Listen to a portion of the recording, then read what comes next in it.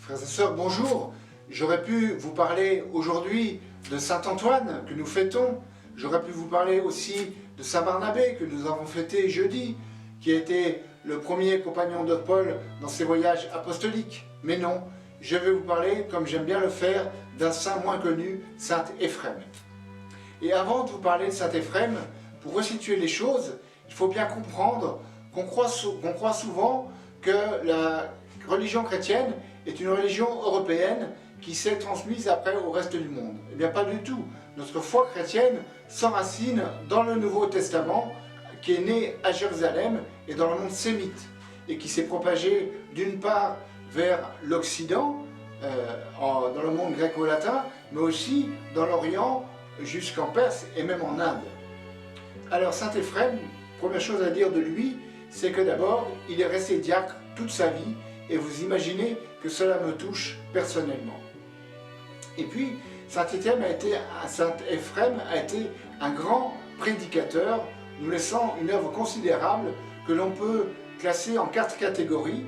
D'abord, la prose ordinaire, avec notamment des commentaires bibliques, ensuite la prose poétique, ensuite des homélies en vers, et enfin des hymnes qui sont son œuvre la plus vaste et qui l'ont fait appeler la harpe ou la lyre du Saint-Esprit. Et pour Saint Éphrem, il utilise dans ses poèmes, dans sa poésie, des figures, des images, des symboles tirés à la fois de la nature, à la fois de la Bible, mais aussi de la vie quotidienne. Et par exemple, pour parler de l'Eucharistie, il utilise le symbole du charbon ardent qui est tiré d'Isaïe, où un séraphin vient poser un charbon ardent sur les lèvres du prophète pour les purifier, et le chrétien, quant à lui, touche et consume le charbon ardent qu'est le Christ lui-même. Une autre chose importante à noter pour Saint Éphrem, c'est que pour lui, le rôle de la femme est fondamental. En effet, pas de rédemption sans Jésus, mais pas d'incarnation sans la Vierge Marie. Alors, nous pouvons aussi noter que Saint Éphrem a été non seulement un grand prédicateur, un grand théologien, et que son œuvre est encore importante aujourd'hui. Pourquoi? Parce que dans les différentes églises chrétiennes, nous chantons encore des hymnes de Saint Éphrem.